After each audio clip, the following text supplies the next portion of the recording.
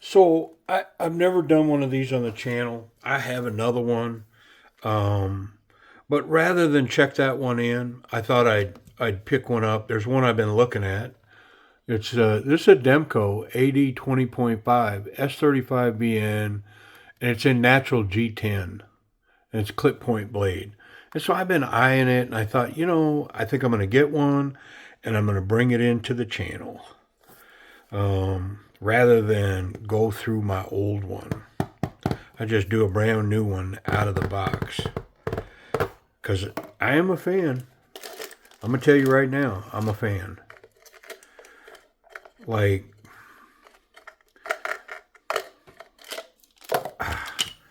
do these get my top 20? Possibly top 10 list? Man, it's possible. They come with a reverse pocket clip, just like cold steel knives. They just put it in the box. They've got the right-handed one mounted, and then it comes with the left-hander. So if you left, you can put it in there. I'm going to put all this back in the case. Unique packaging. I mean, I'm a fan. I'm a fan. Why, like these big boxes and elaborate. I mean, hopefully we're growing away from all that. It's just money built into the knife. Oh, this G10 is so grippy. Wonder if we can get a good look at it. How about we listen to it? I mean, it's really grippy. Let's get that blade out. Man, that is Demko goodness right there. Ugh. And it's got the shark lock on top. Whoop. Yeah, man. Look at how simple that thing is. So comfortable. Just dig your finger in and boom, boom. So wonderful. Slow roll. It's got, to me, it's just got one of those slow rolls that, I mean, oh, I love it. I love it. I love it. I love it. So good. Spidey flick. They do have, it's not a stiff detent, but it's a long detent. It goes all the way to there. So you got to get past that. With, like, if you're Spidey flicking, you can't Spidey flick to there. Like, you gotta get it past that point. So if I use the thumb stud, much easier. But trying to use that fuller, that hole, I gotta give it a little wrist. Thumb flick. Yeah, and then you can just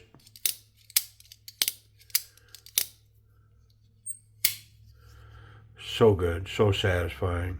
Wonderful knife. Excellent purchase. Man, am I happy with this thing. I like that clip point. Excellent jimping.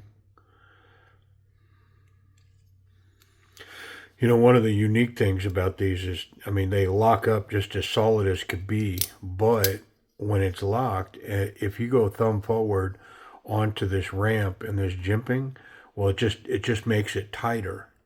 It just locks it in more. Yeah, so even if you choke up, your thumb is driving that forward. It's just making that such an anchor on that blade.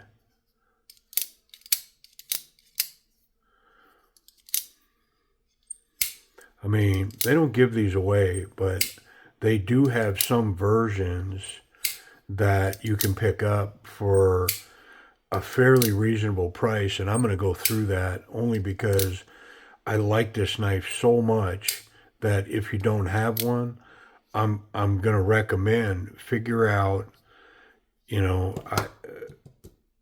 make a plan to get one. I mean, I'm going to tell you that right now. Before the end of the video already, I'm going to say, yeah, make plans to find one of these into your collection because they are so good. But yeah, of course, we're going to take it apart. Don't get no pass. I ain't scared.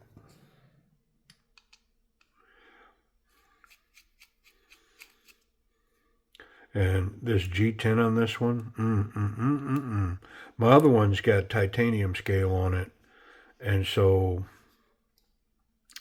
this G10 is wonderfully grippy.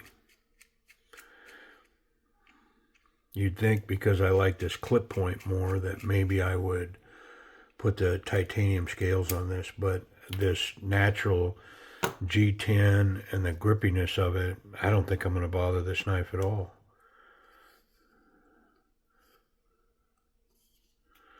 So a lot like a cold steel, you know, it's got lots of pins and things going on here that you have to manipulate your way past like that. It's got a liner. Oh, pardon me. And kind of same thing. We're going to have to kind of work our way past that liner. I'm going to take some tension off of the blade. See if I can't get the house a rocking. Don't come a knocking. There we go. All right. Oh, my spring shot out, but oh man, did I get lucky. I saw it go. Wow. I mean, that could have went anywhere. So there's a spring. Here, let me remove this.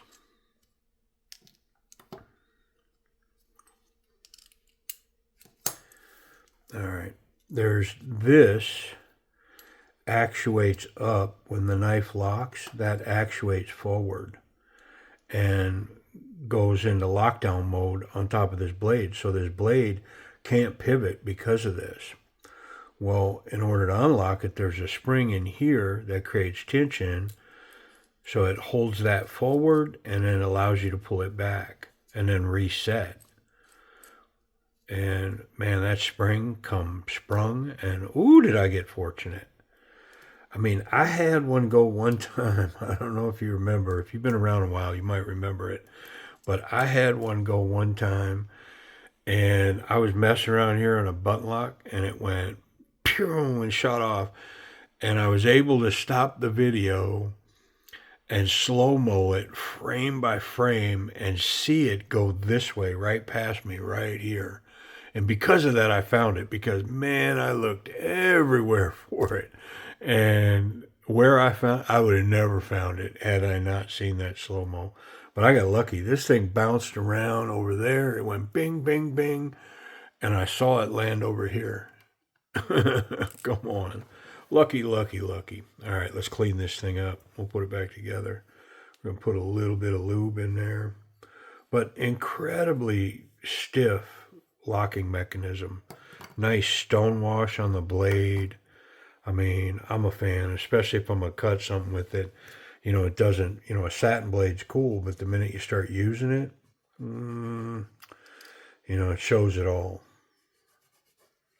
Where that stone wash, man, it kind of, I don't know, hides, you know, use a little bit.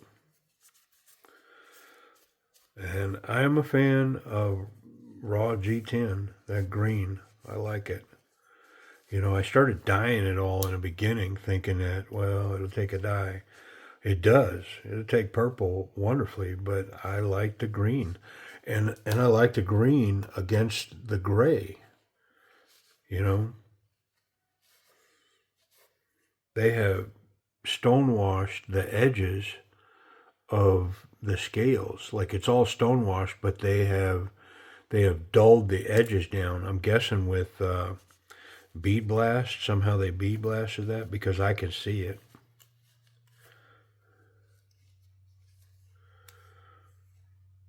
Captured pivot.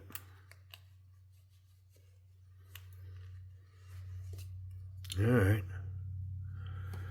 I mean, pretty simple. We're headed towards reassembly already. I'm going to go this way with the bearing. Tiny little bit of lube. I mean, the action on it was already like, this may be an A+. I'm foreshadowing a little right here.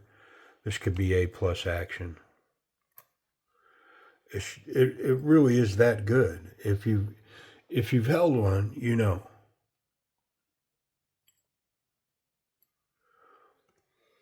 If you haven't, I I'm talking to you, because yeah, it really is that good. All right, now I gotta get my spring in there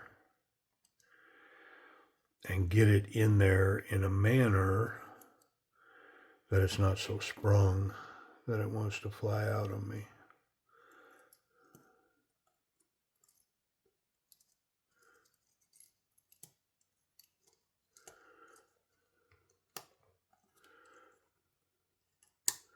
So that's the way I like to do it. I don't know if you saw that, but I hump it this way, get it on both sides, and I can press the center down. Seems to make the whole process go a little better. So now I got all this tolerance with all these pins and getting everything lined up. They all have just the slightest amount of movement in them. You know what I mean? There we go. It wasn't too challenging.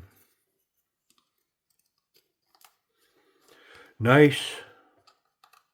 Already in the home stretch.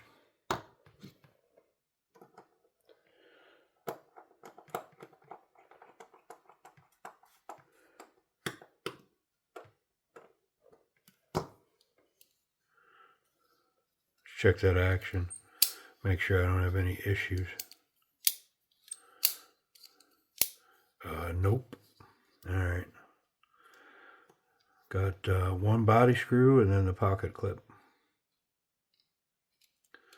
into the scales or scale and liner.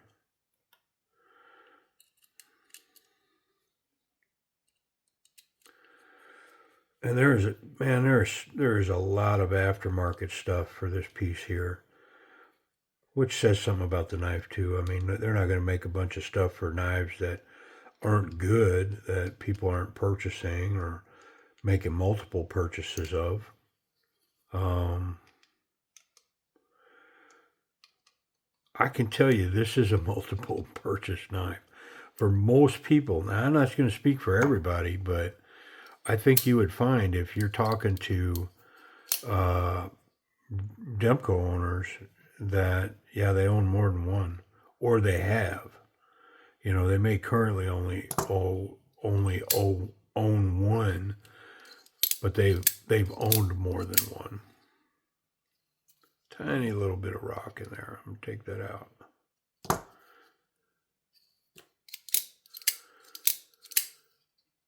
Yeah. All right. Well, I mean, that went well. Could have been a disaster, but it went well. Let's talk about this action on this knife. So, I mean, the slow roll is just stunning. I mean, the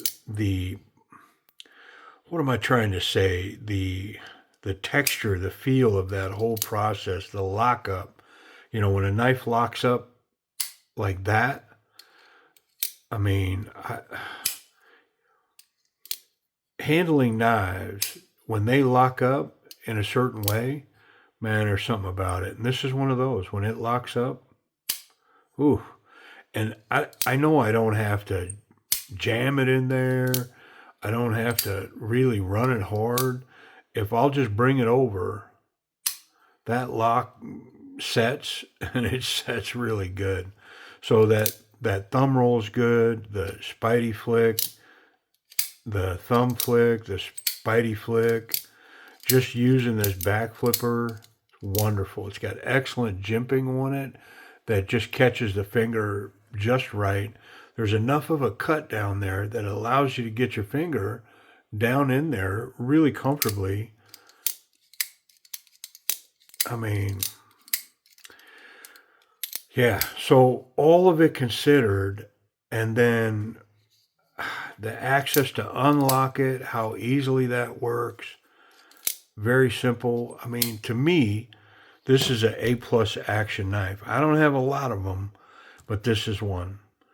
This is one that when I'm messing with this, I can't think of a way for it to be better. Now, you may comment below, we may get 100 comments that go, well, you could do this, or you could do that, or it needs this, or it needs that. And all that may be absolutely true. All I can tell you is for me, I can't think, me personally, there's nothing that I desire in this action, man. It's A plus. It There's no improvement that could be made to this as far as I'm concerned. Now, could it be? Probably. So I mean, reasonably, I should probably say it's an A. Leaning towards an A plus, but there's something that could be better. But man, it's just so good that I love it. It's wonderful. Let's talk about ergonomics. So again, I just did a great job of laying out the handle. The first two fingers fit in good. The last two fingers fit in. Everything for me fits down in here where it belongs. The jimping again, I mean, that's almost combat jimping. It's really aggressive. So when I'm locked in here, it's a not so confident, confident, very confident. I mean, I'm swooping up towards very confident, man. I am really locked in on this piece. Can you choke up? Yeah, if you want to get up in here and I don't know, whatever, whatever you're going to do up there, it's got room for it. It allows for it. Reverse grip is wonderful. Look at the platform for the thumb to cap that off on a reverse grip. And my palm down on that lock just makes it tighter. And then I can get here if I want to hammer this way. Like this is, I mean, I don't know if it's very intuitive, but if I take just a second to get here, this is a wonderful combat grip, man. I dig it a lot. So the ergonomics are solid. Let's check the pocket clip. Nice stonewashed clip. It is not deep carry. Now, aftermarket, you can find all kinds of clips that'll deep carry. The little hood on this, going over the thick stuff, got to manipulate it. But once it's in, ooh, is it a dryer clip? Yeah, this thing, man, I could tumble. I could jump in a dryer and bang around for 30 minutes, and that knife's going to be right where I left it. Standard jean size material, it's perfect. Yeah, wonderful grip. My spot in the back pocket, right where I want it to be. And with the screws and everything, very easy to reach back like it would be this way. I would be reaching back and wonderful to get a hold of it. Yep, quick deployment. Yeah. I know I keep in this knife, man. Yeah, it's like a fine wine or my beautiful wife. How about that? I was going to say a beautiful woman, but only one. My beautiful wife. Safety. Yeah, there's no contact here, man. And then, what am I looking for? The tip. Yeah, this rises right at the tip. So just as you're coming and you think you're going to get contact, it raises you up over the top of it. So the tip is good. The clip is good. And then the knife is safe. I can handle it any way I want as long as the blade's closed and I'm not going to catch a sharp edge. And the detent on this knife when it's closed to hold that in, this ain't, there's no lackadaisical just going to pop open in your pocket. Remember, you got to get all the way to there before that thing's ready to release from that lower detent. And it's all the way down there. Oh, so good. I wonder if that blade came sharp. S35BN.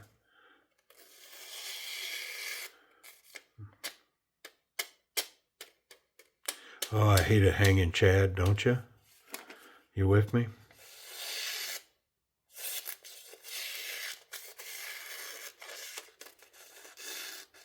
Yeah, crazy sharp. They use a low angle and put a wide, really flat grind on their blades.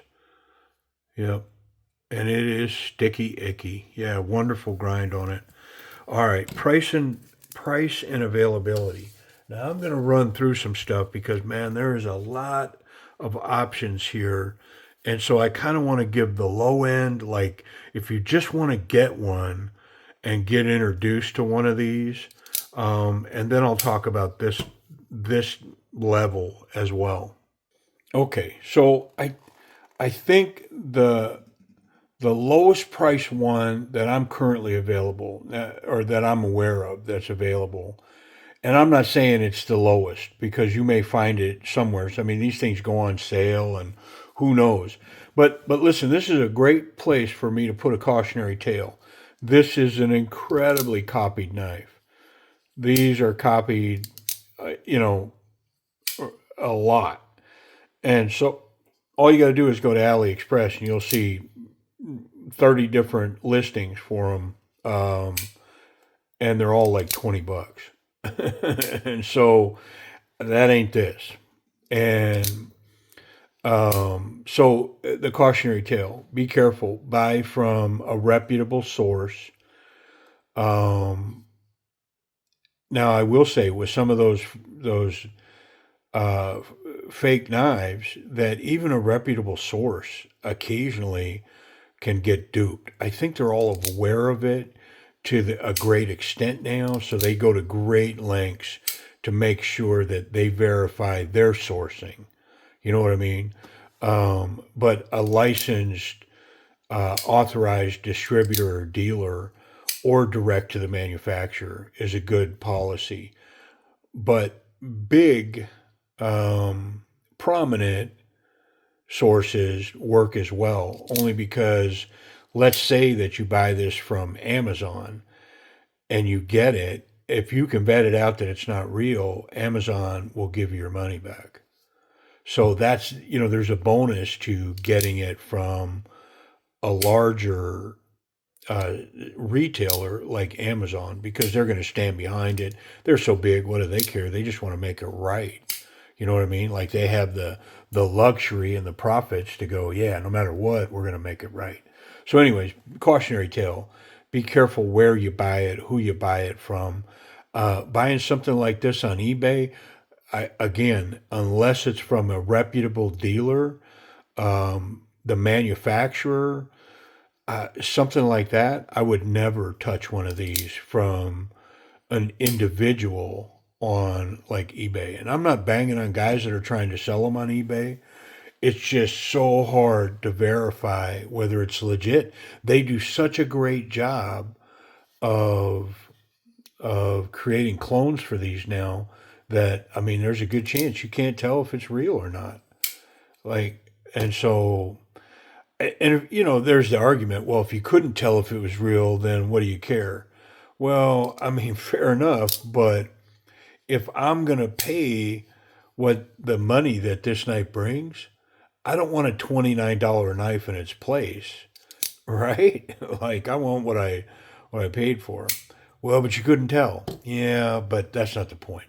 Anyways, entry level Austin steel, with it's like the nylon scale, which is a good one, and black coated. Amazon has one with orange scales and a black coated blade for $118. And that's about the least expensive one that I've seen. Now there's D10 versions and different AUS 10 versions that you can pick up through Amazon, and White Mountain Knives. White Mountain Knives has them for around the same price as Amazon, 139, 149 for that AUS 10 and D2 versions with G10 scales. Um, but at White Mountain Knives, it's no shipping and no tax, and you can use the code DM10 and get it for less. Hold on something. I want to verify because this may not be eligible for the DM10 code. Okay, my bad. It is eligible for the DM10 code. Maybe not this one, but the one for 149, the sort of the least expensive lower end entry ones, they are accepting the 10 off. So you're at 149, basically 150 minus $15 gets you to 135. Mm-hmm. This next level up, S35 BN Z10 scales. These were coming in around $200. And I'm going to check and see if it'll take the coat. Yes, it took the coat. So let's say $250. Now, if you go up to the 20 CV version, those are coming in at like $250. And then you can get titanium versions. I mean, you're well over $300, $350. So, I mean, they just go up and go crazy from there. But let's say it's at $250. Well, that gets you down to about $225 for this. Yeah, so DM10 will get you the discount at White Mountain Knives, but Amazon's got some pretty competitive pricing on these Demko 20.5s and the little Shark Cub, which is a smaller version, a little different handle, and a shorter blade. They've got some pretty good pricing on Amazon. So, anyways, hey, man, do I like these 20.5s. This Shark Lock is so good. And so here's a confession. If you're still here at the end of the video, another reason that I bought this knife was to dethrone my Mikkel out of my pocket. And so, yeah, that's I've been thinking about getting one of these or breaking my other one down and doing a video on it, but I always kind of wanted to get a newer one. And so it made my mind up. I decided to get one, and I'm going to retire my Bravo 1. There's another reason that I want to retire it, because I have some other, maybe some other versions and some plans, some other stuff that I'm going to get to here down the road. But this is officially the retirement party for this Bravo 1, at least for now. It's going to go in the case, and man, do I like this dude. It is such a good knife, and it is carried so well in my pocket for so long. I don't know that I've carried a knife that long, but off it goes. And yeah, this wonderful piece is going to go in my back pocket. Just as a little disclosure, I've got my front pocket piece right now. My little executive knife is this little PPY, and golly, is this good. And so, hey, members only. Keep your eye out, because I think I might be trying to give you guys this exact knife right here. Yeah, buddy, about it. What steel is this one in? It's PPY 154 CM. It's got that red and that green micarta. And oh, so good in the hand. Reverse grip, a Pikal grip, man. Like, and then just a wonderful little executive piece. So yeah, if you're still hanging around, good jimping on the spine. I mean, members, I got something for you coming. Anyways, all right. New pocket piece. I'm actually going to end the video by putting this in my back pocket and give you a blank screen. All right, there we go. Appreciate y'all watching.